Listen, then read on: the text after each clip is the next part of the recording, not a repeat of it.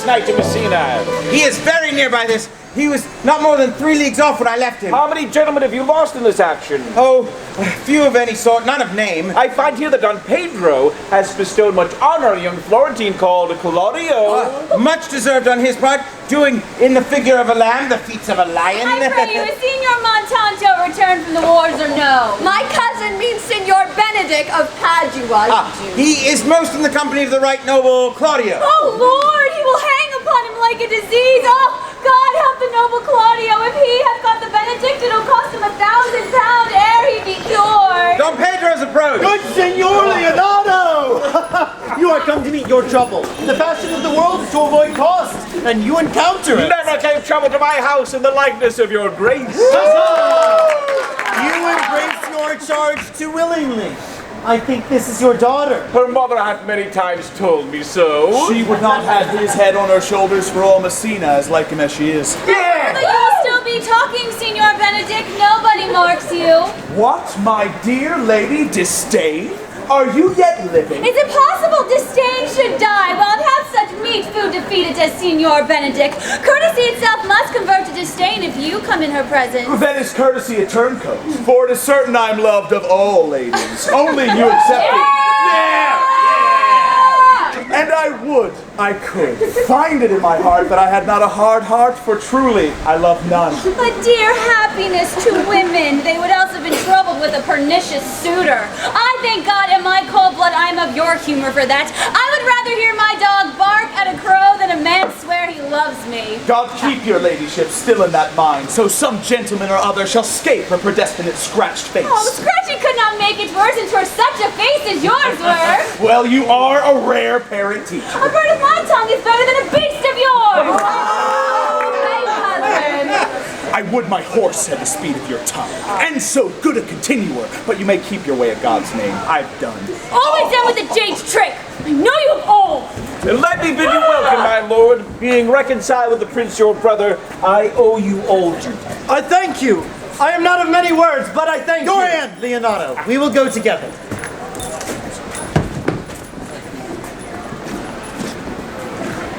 Benedict, didst thou note the daughter of Signor Leonardo? Would you have me speak after my custom, as being a professed tyrant to their sex? No, I pray thee, speak in sober judgment.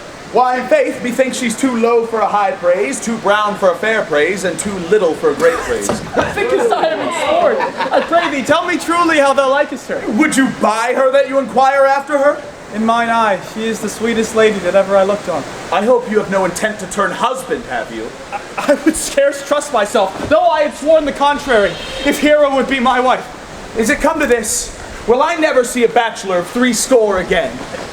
Look, Don Pedro's returned to seek you. What secret hath held you here that you followed not Leonardo? Oh, he is in love. Now with who, that is your grace's part. Mark how short his answer is with Hero, Leonardo's short daughter. If you love her, for the lady is very well worthy. That I neither feel how she should be loved, nor know how she should be worthy, is the opinion that fire cannot melt out of me. Thou wast ever an obstinate heretic in the despite of beauty. That a woman conceived me, I thank her. That she brought me up, I likewise give her most humble thanks. All women shall pardon me. I will do myself the right to trust none. I will live a bachelor. I shall see thee ere I die and look pale with love. With anger, with sickness, or with hunger, my lord. Not with If love. this should ever happen, thou wouldst be born mad. Good Signor Benedict, repair to Leonardo's, commend me to him, and tell him I will not fail him at supper, for indeed he hath made great preparation. I have almost matter enough in me for such an embassage, so I leave you. My liege, hath Leonardo any son, my lord? No child but Hero, she is his only heir. Dost thou affect her, Claudio? Oh, my lord, but you went onward on this ended action. I looked on her with the soldier's eye, but now I am returned. Come thronging soft and delicate desires, all prompting me how fair young Hero is. If thou dost love fair Hero, cherish it, and I will break with her. Oh, how sweetly do you minister to love. I know we shall have reveling tonight. I will assume thy part in some disguise and tell fair Hero I am Claudio. And in her bosom I'll unclasp my heart. Then after to her father will I break, and the conclusion is, she shall be thine. Here, my lord, why are you thus out of measure sad? The sadness is without limit. You should hear reason. I cannot hide what I am. I must be sad when I have cause and smile at no man's jests. sleep when I am drowsy, and tend on no man's business, laugh when I am merry, and claw no man in his humor. Yea, but you must not make the full show of this. You have of late set out against your brother, and he hath ta'en you newly into his grace. It is needful that you frame the season for your own harvest. I had rather be a canker in a hedge than a rose in his grace. In this it cannot be denied, but I am a plain-dealing villain. If I had my mouth, I would bite. If I had my liberty, I would do my liking. In the meantime, let me be that I am, and seek not to alter me. Who comes here? What news, Baraccio? I came yonder from a great supper. The prince, your brother, is royally entertained by Leonardo, and I can give you intelligence of an intended wedding. Will it serve for any model to build mischief on? Marry, it is your brother's right hand. Who, the most exquisite Claudio? Even he. Which way looks he? Marry on Hero, the daughter and heir to Leonardo. How came you to this? As I was smoking in a musty room, comes me the prince and Claudio, and there heard it agreed upon that the prince should woo Hero for himself, and having obtained her, give her to Count Claudio. This may prove food to my displeasure. That young startup hath all the glory of my overthrow. If I can cross him any way, I bless myself every way. You are both sure and will assist me. To the death, my lord. We'll wait upon your lordship. Was not Count John here at supper? How tardily that gentleman looks. I never can see him, but I'm heartburned an hour after. He is of a very melancholy disposition. He were an excellent man. They are made just in the midway between him and Benedict. One is too like an image and says nothing. The other too like my lady's eldest son, evermore tattling. By my troth, thou shalt never get thee a husband, if I be so shrewd of thy tongue. Just if he send me no husband, for the which blessing I am at him upon my knees every morning and evening. Lord, I cannot endure a husband with a beard on his face. I'd rather lie in the woolen. You may light upon a husband that hath no beard. What should I do with him? Dress him in my apparel and make him my waiting gentlewoman? He that hath a beard is more than a youth, and he that hath no beard is less than a man. And he that is more than a youth is not for me. And he that is less than a man, well, I am not for him. Daughter, remember what I told you. If the prince do solicit you in that kind, you know your answer. The revelers are entering. Make good room.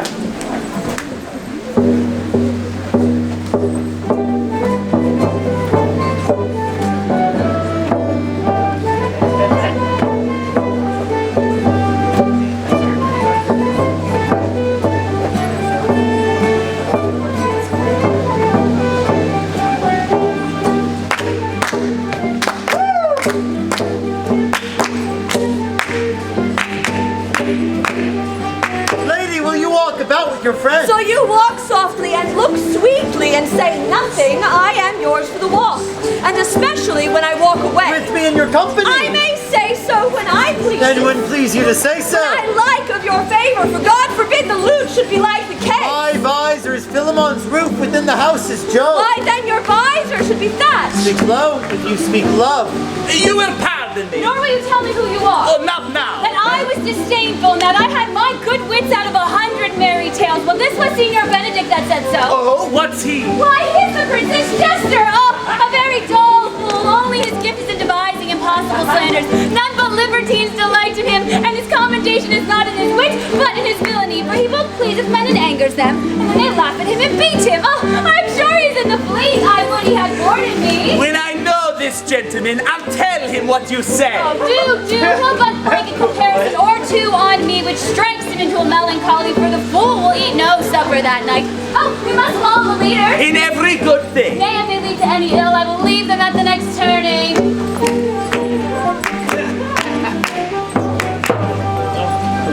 Oh, my. Beatrice has a quarrel to you. The gentleman that danced with her told her she is much wronged by you. Oh, she misused me past the endurance of a block. She told me, not thinking I had been myself, that I was the prince's jester. I would not marry her though she were endowed with all Adam had left him before he transgressed. She would have made Hercules have turned spit. Come, talk not of her. You will find her the infernal Ate in good apparel. I would to God some scholar would conjure her, for it is certain while she is here, a man may rest as quiet in hell as in a sanctuary. So indeed, all disquiet, horror, and perturbation follow her. Look, here she comes. Will your grace command me any service to the world's end? I will go on the slightest errand. Now, to the antipodes that you can devise to send me on. I will fetch you a toothpicker. Now, from the farthest inch of Asia. Fetch you a hair off the great Cham's beard. Do you any embassage to the pygmies, rather than hold 3 words conference with this harpy. You have no employment for me? None, but to desire your good company. Oh, God, sir. Here's a dish I love not. I cannot endure this lady tongue. Come, lady, come. You have lost the heart of Signor Benedict. Indeed, my lord. He lent it me a while, and I gave him use for it. A double heart for a single one.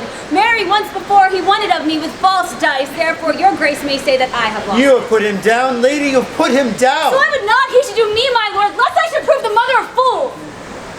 I have brought you Count Claudio, whom you sent me to see. Claudio! I have wooed in thy name, and fair hero is won. I have broke with her father, and his goodwill obtained. Name the day of marriage, and God give thee joy. Count, take of me my daughter, and with her my fortunes. His grace hath made the match, and all grace say amen to it.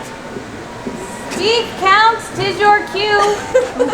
Silence is the perfectest herald of joy. I were but little happy if I could say how much. Lady, as you are mine, I am yours.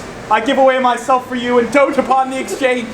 Speak, cousin, or stop his mouth with a kiss. In faith, lady, you have a merry heart. Oh, yea, my lord, I thank it. Poor fool, it keeps on the windy side of care. Oh, my cousin tells him in his ear that he is in my heart. And so she doth, cousin. Good lord, for alliance, thus goes everyone to the world, but I am sunburnt. I may sit in a corner and cry, hey ho, for a husband. Lady Beatrice, I will get you one.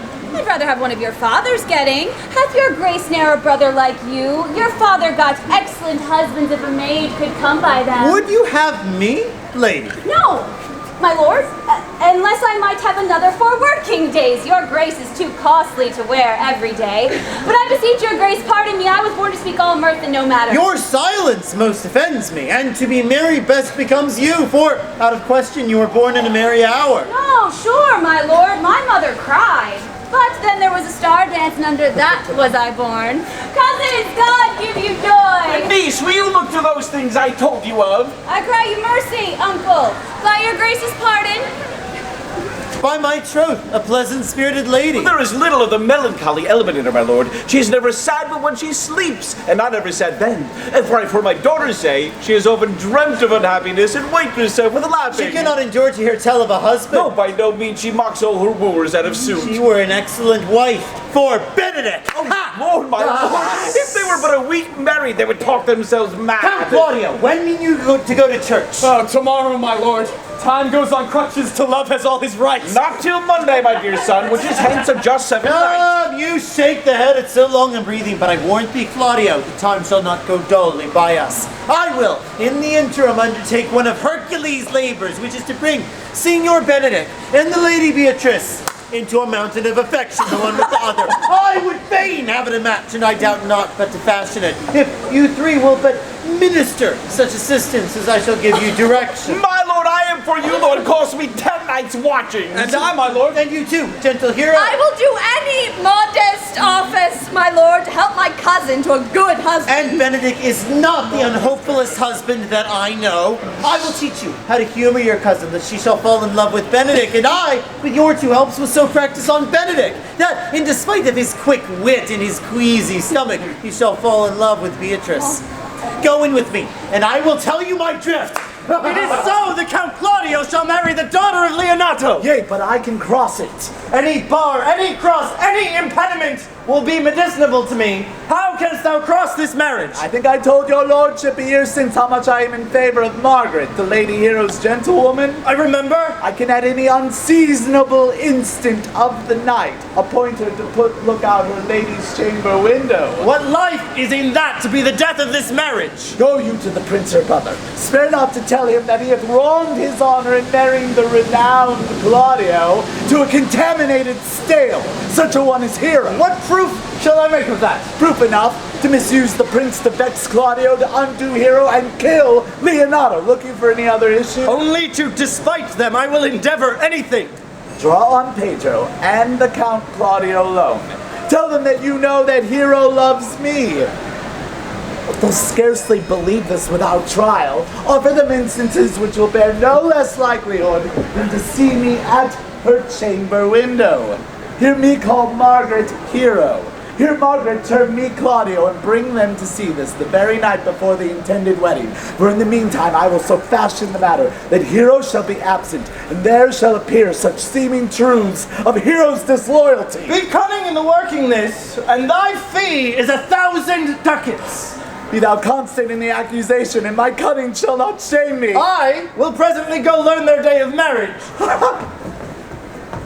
I do much wonder that one man, seeing how much another man is a fool when he dedicates his behaviors to love, will after he hath laughed at such shallow follies in others, become the argument of his own scorn by falling in love. And such a man is Claudio. I have known when there was no music with him but the drum and the fife. Now had he rather hear the tabor and the pipe. May I be so converted and see with these eyes? I cannot tell. I think not. One woman is fair, yet I am well. Another is wise, yet I am well. Another virtuous, yet I am well.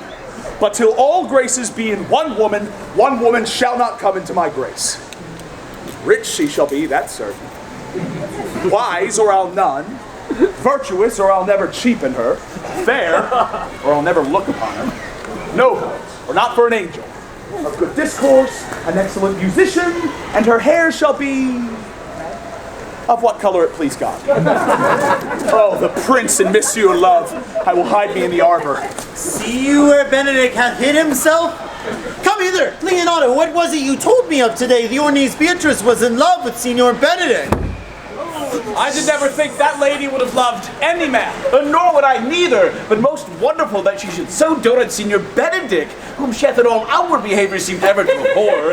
Is it possible? Sits the wind in that corner? By my troth, my lord, I know not what to think of it, but that she loves him with an enraged affection. It is past the infinite of thought. Maybe she doth but counterfeit. Oh God, counterfeit! There was never counterfeit of passion. He so near the life of passion as she discovers it. Why? What effects of passion shows she? Bait the hook well, this fish will bite. Well, what affects my lord, she will see to you. You heard my daughter tell you how. She did indeed. How?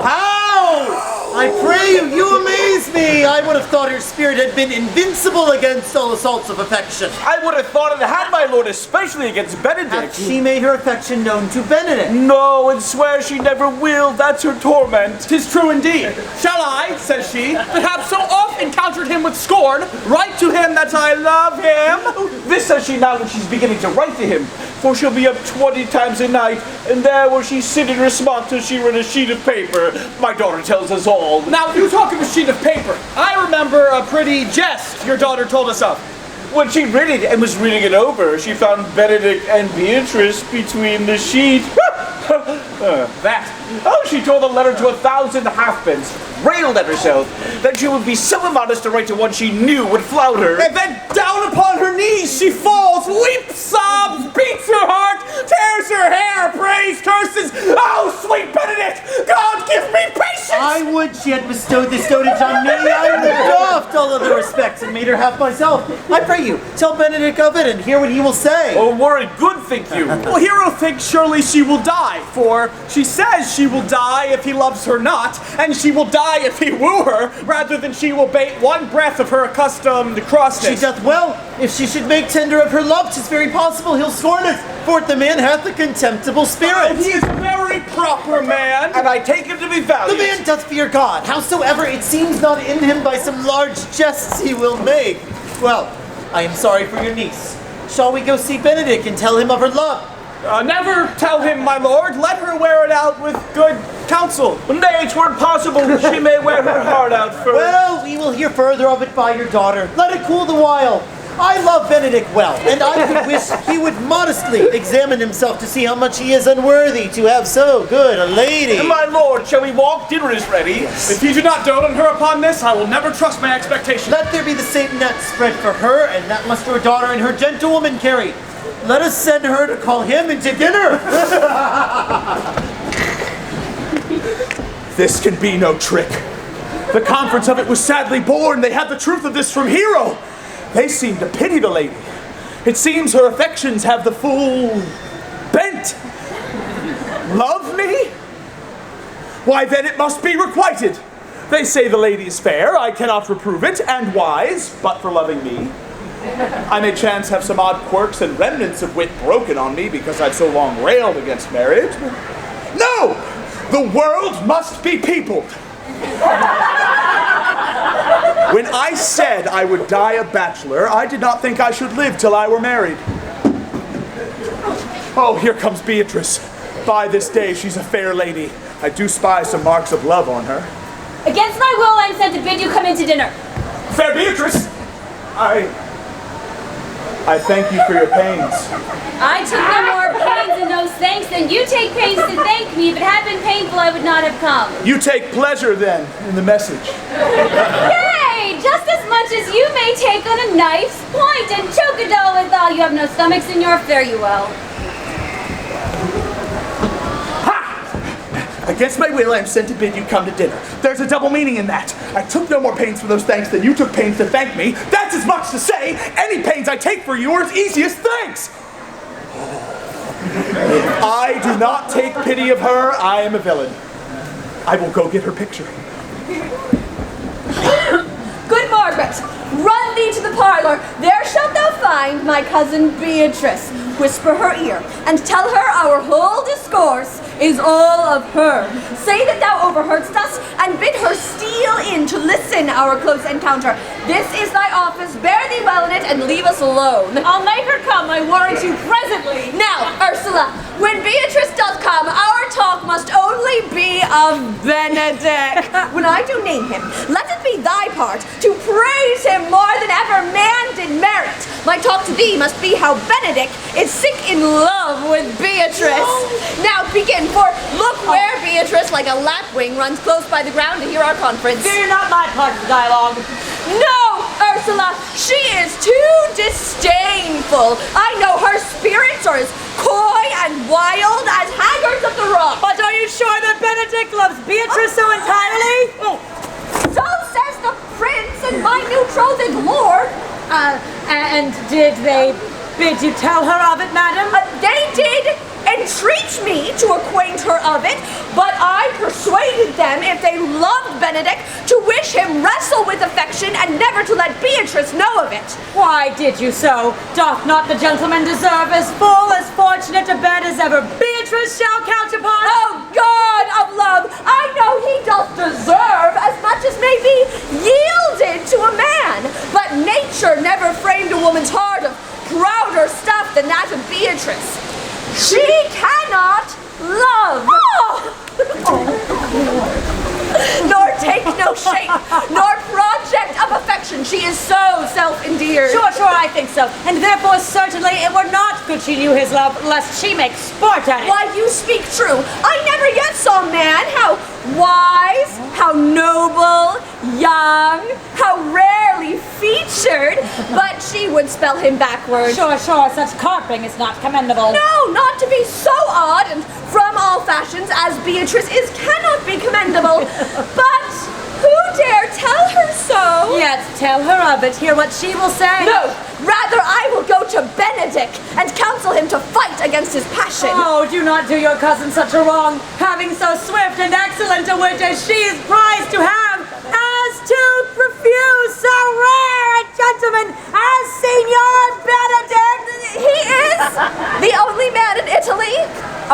Always accepted, my dear Claudio. I pray you be not angry with me, madam. Speaking my fancy, Signor Benedick, for shape, bearing, argument, and valor, go foremost in report through Italy. Indeed, he hath an excellent good name. His excellence did earn it ere he had it. When are you married, madam? Why, every day tomorrow. Come, go in. I'll show thee some attires and have thy counsel which is best to furnish me tomorrow. She's ta'en, I warrant you. We've caught her, madam. If it proves so, then loving goes by haps. Some Cupid kills with arrows, some with traps. The fire's in mine ears. Can this be true? Stand I condemned for pride and scorn so much? All contempt, farewell, and maiden pride adieu. No glory lives behind the back of such. Benedick, love on, I will requite thee, taming my wild heart to thy loving hand. If thou dost love,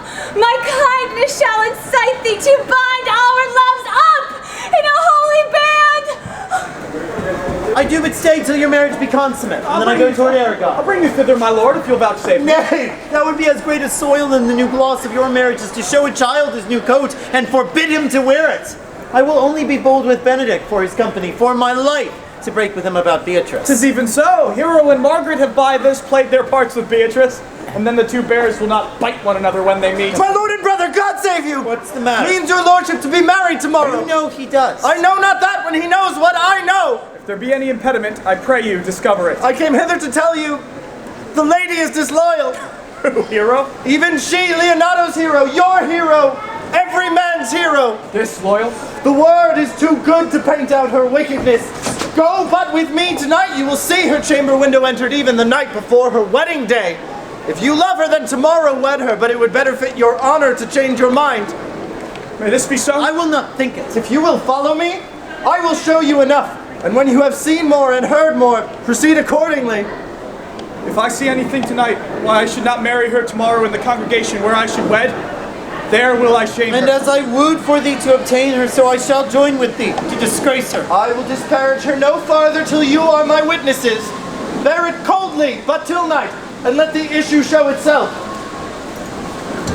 Are you good men and true? Nay, or else it were pity that they should suffer salvation, body and soul. Nay, that were punishment too good for them if they have any allegiance in them being chosen for the prince's watch. Well, neighbor Dogberry, give them their charge. First, who think you the most desertless man to be constable? You O'Cake, sir, or George Sequel, for they can write and read. Come hither, neighbor Seacole. God hath blessed you with a good name. To be a well-favored man is a gift of fortune, but to write and read comes by nature. Both. Which Master Constable? You have. I knew it would be your answer. You are thought here to be the most senseless and fit man for constable of the watch. Therefore, bear you the lantern. This is your charge. You are to comprehend all vagrom men. You are to bid any man stand in the prince's name. How if he will not stand? Why then let him go. Presently call the watch together, and thank God you are rid of the knave. If he will not stand when he is bidden, he is none of the prince's subjects. True, and they are to meddle with none but the prince's subjects. You shall also make no noise in the streets, for the watch to babble and talk is most tolerable and not to be endured. We will rather sleep than talk. We know what it is to belong to a watch. I cannot see how sleeping should offend.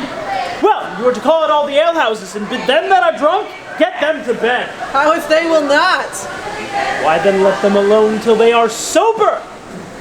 If you meet a thief, you may suspect him as such. And for such kind of men, why, the less you make or meddle with them, the more is for your honesty. If we know him to be a thief, shall we not lay hands on him? Truly, by your office you may, but I think they that touch pitch shall be defiled. The most peaceable way for you, if you meet a thief, is to let him show himself for what he is and steal out of your company. You have been always called a merciful man, partner. Truly, I would not hang a dog by my will, much more a man with any honesty in him. If you hear a child cry in the night, you must call to the nurse and bid her still it. How if the nurse be asleep and will not hear us?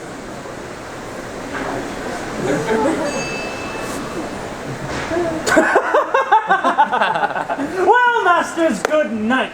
And there be any matter of way chances, call up me. Keep your fellows' counsels. And your own. So good night. Come, good neighbor.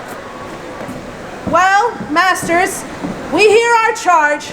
Let us go. Sit here upon the church bench till 2, then all to bed. One word more, honest neighbors. I pray you watch about Signor Leonato's door. For the wedding being tomorrow, there is a great coil tonight. Adieu. Be vigilant, I beseech you. What, Conrad? Now forward with my tail! Treason, master, just stand close. Therefore, no. I've earned of Don John 1,000 ducats. Is it possible that any villainy should be so dear? Well, thou shouldst rather ask, is it possible any villainy should be so rich? For when rich villains need have poor ones make what price they will. You thou hear somebody? Nay, 'twas the vein on the house. No, that I have tonight wooed Margaret, the Lady Hero's gentlewoman, by the name of Hero. She leans me out of Mistress' chamber window, bids me 1,000 times good night. I tell this tale vilely. I should first tell thee how the Prince Claudio and my master, planted and placed and possessed by my master, saw afar off in the orchard this amiable encounter. Oh, and thought thy Margaret was Hero. The two of them did, the Prince and Claudio, but the devil my master knew that she was Margaret. Away went Claudio enraged, swore he would meet her as he was appointed the next morning at the temple, and there before the whole congregation shame her with what he saw overnight and send her home again without a husband. In the prince's inkstand! Call up the right master constable. We have here discovered the most dangerous piece of lechery. Masters. Masters, never speak. We charge you. Let us obey you to go with us. Will likely prove a goodly commodity being taken up by these men's bills. Commodity in question, I warrant you. Come, we'll obey you. Rose, I think your other revolver were better. No, pray thee. Good Meg, I'll wear this. By my troth, but a nightgown in respect of yours, cloth of gold and cuts laced with silver. God give me joy to wear it, for my heart is exceeding heavy. It will be heavier soon by the weight of a man. Fie upon thee! Art not ashamed? Of what, lady? Of speaking honorably, is not marriage honorable in a beggar? Ask my Lady Beatrice else, and here she comes. Good morrow, cuz. Oh, good morrow, sweet hero. Wait, how now? Do you speak in the sick tune? Oh, I'm out of all other tune, methinks. By my troth, I am exceedingly ill, hey-ho. For a hawk, a horse, or a husband. For the letter that begins them all, H. These gloves that the Count sent me, they are an excellent perfume. I'm stuffed, cousin. I cannot smell. A maid and stuffed. There's goodly catching of cold. Oh, God help me. God help me. How long have you professed apprehension? Ever since you left it. Doth not my wit become me rarely? It is not seen enough. You should wear it in your cap. Oh, by my troth, I'm sick. Get you some of this, distilled carduous Benedictus, and lay it to your heart. It is the only thing for calm. There, thou pricked her with a thistle. Benedictus, why Benedictus? You have some moral in this Benedictus. Moral? No, by my troth, I have no moral meaning. I meant plain, holy thistle. You may think perchance I think you are in love, or that you can be in love, or that you will be in love. That Benedict was such another, and now as he become a man, he swore he would never marry, and yet, now in despite of his heart, he eats his meat without grudging, and how you may be converted, I know not, but methinks you look at her eyes as other women do. What pace is this that thy tongue keeps? Not a false gallop. Madam, withdraw. The prince, the count, Signor Benedict, Don John, and all the gallants of the town are come to fetch you to church. Come, help me to dress, good cuz, good Meg, good Ursula. Well, what would you with me, honest neighbor? Marry, sir, I would have some confidence with you that discerns you nearly. Brief, I pray you, for you see it is a busy time with me. Marry, sir, this is it. Yes, in truth it is. Well, what is it, my good friends? Good man Verges, sir, speaks little of the matter. An old man, sir, and his wits are not as blunt as God help I would desire they were, but as honest as the skin between his brows. Yes, I thank God I am an honest man, as honest as any that is an old man, and no honester than I. Neighbors, you are tedious. I would fain know what you have to say. Marry, sir, our watch tonight, accepting your worship's presence, have ta'en a couple of as errant knaves as any in Messina. An old man, sir, he will be talking. As they say, when the age is in, the wit is out. God help us, it's a world to see. Well said, if faith, neighbor Verges, and well, God's a good man, and when two men ride a horse, one must ride behind. I must leave you. One word more, sir. Our watch, sir, have indeed comprehended two suspicious persons, and we would have them examined this morning before your worship. Take their examination yourself and bring it me. I am now in great haste as may appear unto you. It shall be suffragance. My lord, we'll stay for you to give your daughter to her husband. I'll wait upon them. I am ready. Go, good neighbor. Bid Francis Seacole bring his pen and inkhorn to the jail. We are now to examine those men. And we must do it wisely. We will spare no wit, I warrant you. Get the learned writer to set down our excommunication and meet me presently at the jail.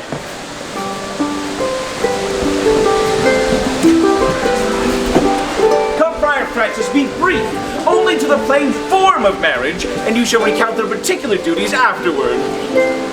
You come hither, my lord, to marry this lady. No, to be married to her. Friar, you come to marry her. Lady, you come hither to be married to this count. I do. If either of you know any inward impediment why you should not be conjoined, I charge you upon your souls to utter it. Know you any, hero? None, my lord. Know you any, count? I dare make this answer. None. What men dare do? What men may do? What men daily do?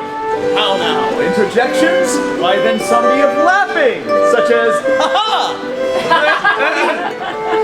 Will you with free and unconstrained soul give me this maid, your daughter? As freely, son, as God did give her me. But what have I to give you back? Whose worth may counterpose this rich and precious gift? Nothing, unless you render her again. There, Leonardo.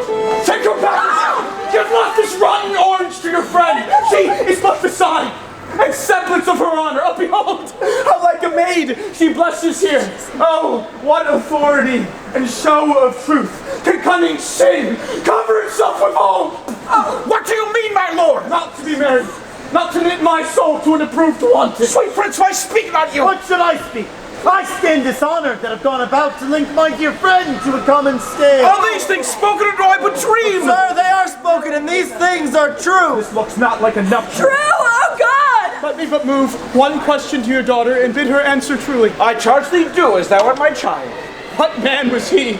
Talked with you yesternight out your window betwixt 12 and 1. Now, if you are a maid, answer to this. I talked with no man at all. Why then you are no maiden! Leonardo, I am sorry you must hear. Upon mine honor, myself, my brother, and this grieved count did see her. Hear her at that hour last night talk with a ruffian at her chamber window, who hath, indeed, most like a liberal villain, confessed to the vile encounters they have had 1,000 times in secret. Oh, hero, what a hero hast thou been. If half thy outward graces had been placed about thy thoughts and counsels of thy heart, fare thee well. Most foul, most fair, farewell. Hath no man's dagger here a point for me? Oh, no, cousin, wherefore sink you down? Come, let us go. These things come thus to light. Smother her spirits up. How doth the lady? Dead, I think. Help, uncle. Hero, my hero. Oh, fate, take not away thy heavy hand. Death is the fairest cover for her shame that may be wished for. Have comfort, lady. Dost thou look up? Yea, wherefore should she not? Wherefore? Why doth not every earthly thing cry shame upon her? Could she here deny the story that is printed in her blood? Do not let her know! Do not open thine eyes!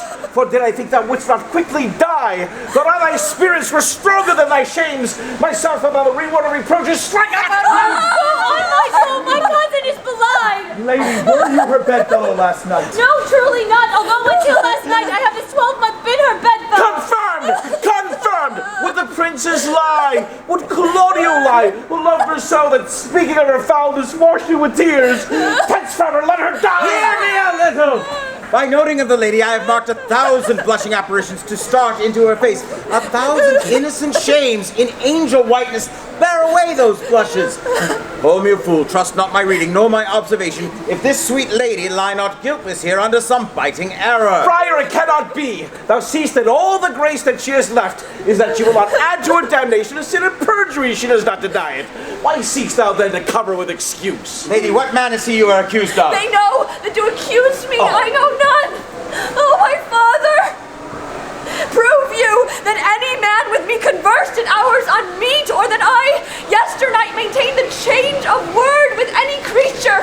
Refuse me, hate me, torture me to death. There is some misprison in the princes. 2 of them have the very bent of honor. If their wisdoms be misled in this, the practice of it lies in John the Bastard, whose spirits toil in frames of villainy. I know not. If they speak but truth of her, these hands shall tear her. If they wrong her honor, the proudest of them shall well hear of it. Pause a while. Let my counsel sway you in this case. Your daughter here, the princess left for dead. Let her for a while be secretly kept in, and publish it, that she's dead indeed. What shall become of this? What will this do? Mary, this well carried shall, on her behalf, change slander to remorse. That is some good. As she dying, as it must be so maintained, upon the instant she was accused, shall be lamented, pitied, and excused of every hearer. For it so falls out that what we have, we prize not to the worth whilst we enjoy it. So will it fare with Claudio. When he shall hear she died upon his words, the idea of her life shall sweetly creep into his study of imagination. Then shall he mourn, and wish he had not so accused her? And if it sort not well, you may conceal her as best befits her wounded reputation in some reclusive and religious life, out of all eyes, tongues, minds, and injuries. Signor Leonardo, let the friar advise you. Being that I flow in grief, the smallest twine may lead me. Is well consented. Presently away. For to strange sores, strangely they strain the cure. Come, lady, die to live. This wedding day, perhaps, is but prolonged. Have patience. Endure.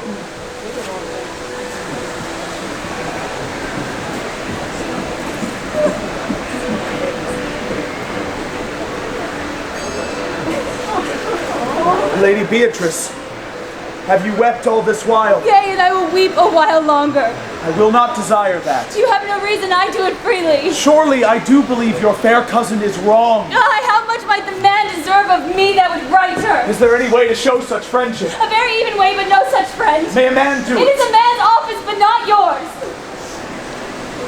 I do love nothing in the world so well as you. Yeah. There it is. It's not that strange. The strangest thing I know not. It were possible for me to say I love nothing so well as you, but believe me not, and yet I lie not. I confess nothing, nor I deny nothing. Oh, I'm sorry for my cousin. By my sword, Beatrice, thou lovest me. Do not swear by it and eat it. I will swear by it that you love me, and I will make him eat it that says I love not you. Will you not eat your word? With no sauce that can be devised to it. Yeah. I protest I love thee. Thank God, forgive me. What offense, sweet Beatrice? You have stayed me in a happy hour, for I was about to protest I loved you. And do it with all thy heart. I love you with so much of my heart that there is none left to protest. Come, bid me do anything for thee. Kill Claudio. How? Not for Very sweet I am Beatrice. gone though I am here. There is no love in you. I pray you let me go. Beatrice. In faith I will go. We'll be friends first. You dare easier be friends with me than fight with mine enemy. Is Claudio thine enemy? Is not approved in the height a villain that has slandered, scorned, dishonored my kinswoman. Oh, that I were a man. What? Bear her in hands until they come to take hands. And then with public accusation, uncovered slander, unmitigated rancor. Oh, God, that I were a man, I would eat his heart in the marketplace. But Beatrice! She is wrong, she is slandered, she is undone. Harry, good Beatrice, by this hand, I love Use thee. it for my love some other way than swearing by it. Think you in your soul that Count Claudio hath wronged Hero? As sure as I have a thought or soul. Enough! I am engaged. I will challenge him. I will kiss your hand, and so leave you. As you hear of me, so think of me. Go, comfort your cousin. I must say she is dead, and so farewell. Is our whole assembly appeared? That's an old cushion for the sexton.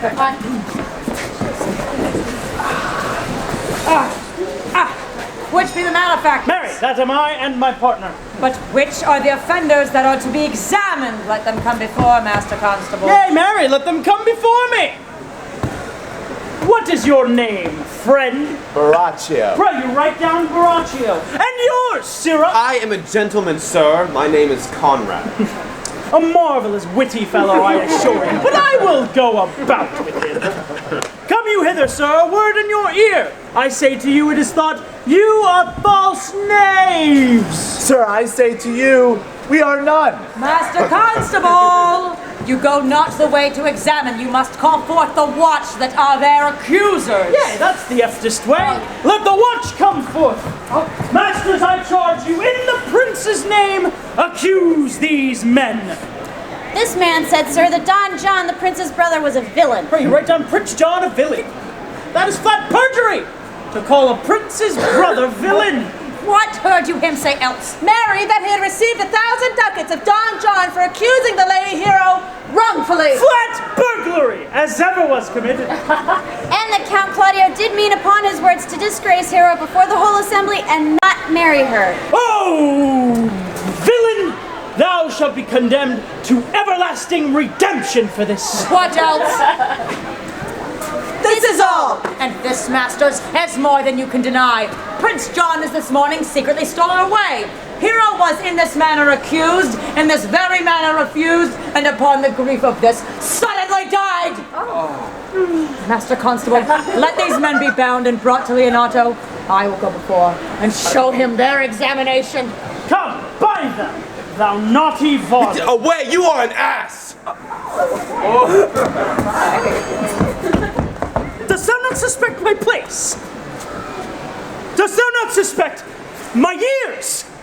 Masters, remember that I am an ass! Come, bring them away.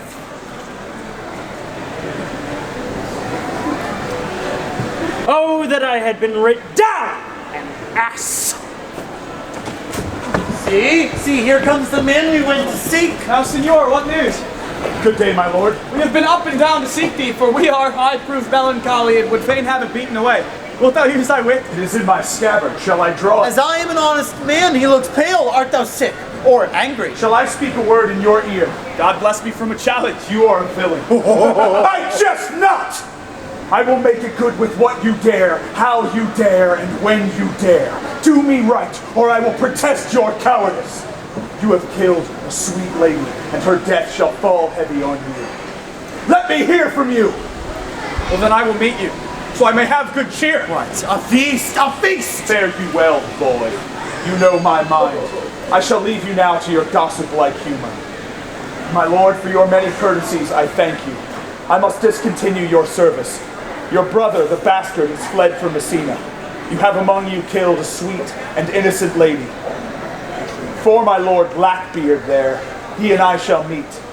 Until then, peace be with him. He is in earnest. Most profound earnest, and I'll warrant you for the love of Beatrice. And have challenged thee. Most sincerely. But soft you let me be. Pluck up my heart and be sad. Did he not say my brother was fled? Come you, sir, if justice cannot tame you, she shall ne'er weigh more reasons in her balance. And you be a cursing hypocrite once, you must be looked to. Oh, no! 2 of my brother's men bound? Officers, what offense have these men done? Marry, sir, they have committed false report. Moreover, they have spoken untruth. Secondarily, they are slanderers. 6, and lastly, they have belied a lady. Thirdly, they have verified unjust things. And to conclude, they are lying knaves. Firstly, I ask thee what they have done. Thirdly, I ask thee what's their offense. 6th and lastly, why they are committed. And to conclude, what you lay to their charge. Rightly reasoned in his own division, and by my troth, there's one meaning well suited. This learned constable is too cunning to be understood. What's your offense? Sweet prince, let me go no farther to mine answer. I've deceived even your very eyes. What your wisdoms could not discover, these shallow fools have brought to light. Who in the night overheard me confessing to this man how Don John, your brother, incensed me to slander the Lady Hero, and saw me court Margaret in Hero's garments. How you disgraced her when you should marry her. My villainy they have upon record. The lady is dead upon mine and my master's false accusation. And briefly, I desire nothing but the reward of a villain. Runs not this speech like iron through your blood? I have drank poison whilst you uttered it. Did not my brother set thee on to this? Yea, and paid me richly in the practice of it. He is composed and framed of treachery, and fled he is upon this villainy. Oh, sweet hero, now thy image doth appear in the rare semblance that I loved at first. Come, bring away the plaintiffs. By this time, our sexton hath reformed Signor Leonato of the matter. Oh, and masters, remember to specify when time and place shall serve that I am an ass. What is the villain? Which of these is he? If you would know you're wrong or look on me. Art thou the slave that with thy breath hast killed mine innocent child? Yea, even I alone. No, not so, villain. Thou beliest thyself. Here stand a pair of honorable men. A third is fled that I had a hand in it. I thank you, princess, for my daughter's death. I know not how to pray your patience, yet I must speak. Choose to revenge yourself. Impose to me what penance your invention can lay upon my sin. Yet sinned I not, but in mistaking. I cannot bid you bid my daughter live. That were impossible. But I pray you both, tomorrow morning, come into my house and Since you cannot be my son-in-law, be yet my nephew. My brother have a daughter, almost a copy of my child that's dead. And she alone is heir to both of us. Give her the right you should have given her cousin. And so dies my revenge. Oh, noble sir, your overkindness doth bring tears from me. I do embrace your offer, and dispose, for henceforth, of poor Claudia. Tomorrow then I'll expect your coming. Sir, which is indeed not under white and black. The offender here, the plaintiff did call me ass. I pray you, let it be remembered in his punishment. Go, I discharge thee by prisoner, and I thank thee. God restore you to health. I humbly give you leave to depart. Should a merry meeting be wished, God prohibit it. Come, good neighbor. The God of love that sits above and knows me how pitiful I deserve. Mary, I cannot show it rhyme. I have tried, but I can find out no rhyme to lady but baby. An innocent time, for scorn, horn, a hard time. Very ominous endings. No. I was not born under a rhyming planet, for I cannot woo in festival terms. Fair Beatrice, wouldst thou come when I called thee? Yea, Signor, and depart when you bid me. Oh, but stay till then. That is spoken very well now. And yet, ere I go, let me go with that I came, which is with knowing what hath passed between you and Claudio. Only foul words, and thereupon I will kiss thee. Foul words is but foul wind, and foul wind is but foul breath, and foul breath is noisome. Therefore I will depart unkissed. Thou hast strited the word out of his right sense, so forcible is thy wit. But I must tell thee plainly, Claudio undergoes my challenge, and either I must shortly hear from him or subscribe him a coward. Now I pray you tell me, for which of my bad parts did you first fall in love with me? For them all together, which maintain so politic a state of evil that they will not admit any good part to intermingle with them.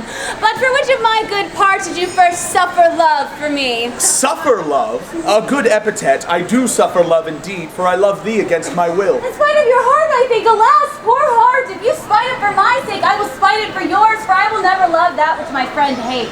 We are too wise to woo peaceably. It appears not in this confession. There is not one wise man among 20 that will praise himself. Well, as I am to myself, so much for praising myself, who I myself will bear witness is praiseworthy. And now I must ask you, how doth your cousin? Very ill. And how do you?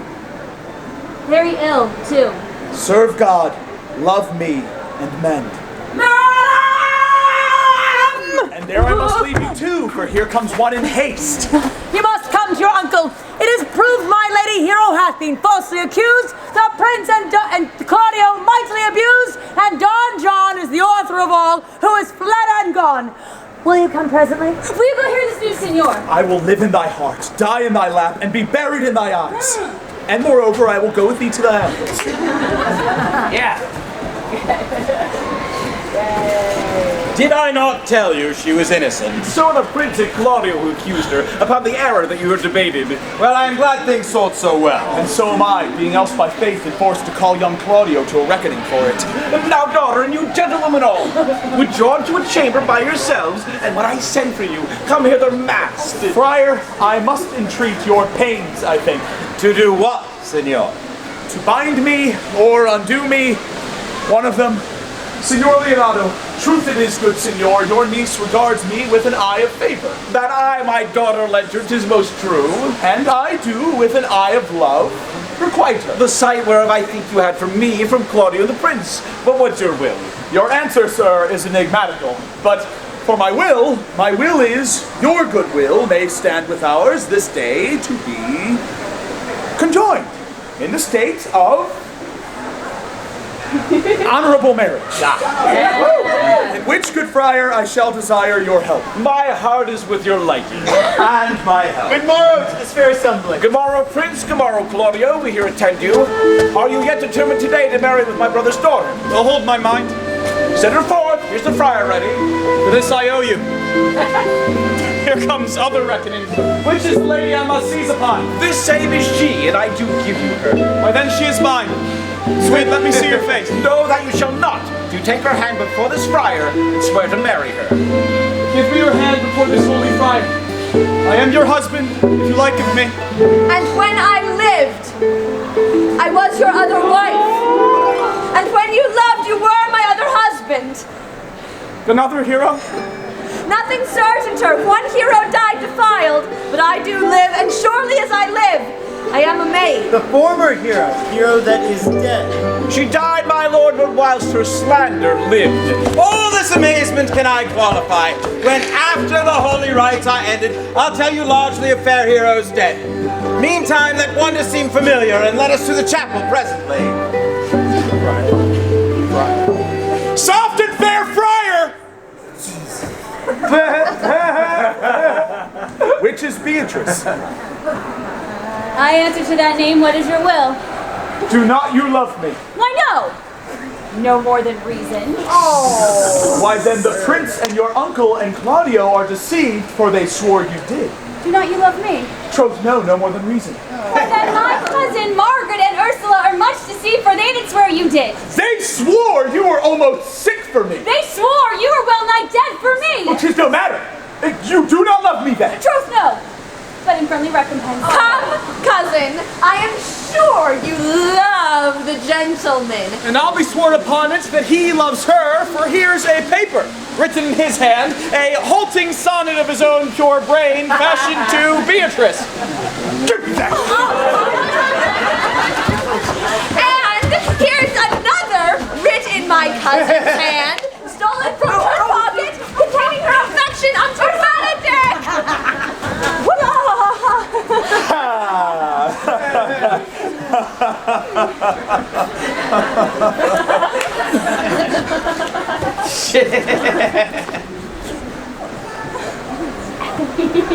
A miracle. Here's our own hands against our hearts. Well, come. I will have thee, but by this light I take thee for pity. I would not deny you, but by this good day I yield upon great persuasion and partly to save your life, for I was told you were in a consumption. Peace. I will stop your mouth. How dost thou, Benedict, the married man? I'll tell thee what, Prince. A college of witcrackers could not flout me out of my humor, for man is a giddy thing, and this is my conclusion. For thy part, Claudio, I did think to have beaten thee, but in that thou art like to be my kinsman, live unbruised, and love my cousin. I'd well hoped that thou wouldst have denied Beatrice, so that I might have cudgelled thee out of thy single life to make thee a double dealer, which, out of question, thou wilt be, if my cousin do not look exceeding narrowly to thee. Come, we are friends. Let us have a dance ere we are married, that we may lighten our own hearts and our wives' ears. We'll have dancing afterward. First, of my word, therefore play music. Prince, thou art sad. Get thee a wife.